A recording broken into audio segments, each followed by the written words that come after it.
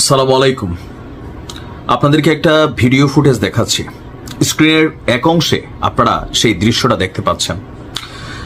এই ঘটনাটা হচ্ছে গতকালকে যুদ্ধ বিমান যেটা আমাদের বিধ্বস্ত হয়েছে F7, সেই যুদ্ধ বিমানটি F7 বিধ্বস্তের যে সিসিটিভি ক্যামেরা ফুটেজ সেটা। বাট ফুটেজটা খুব বেশি বড় না, কারণ অনেক দূরের একটা ভবন থেকে আপনার এটাকে কানেক্ট করা হয়েছে।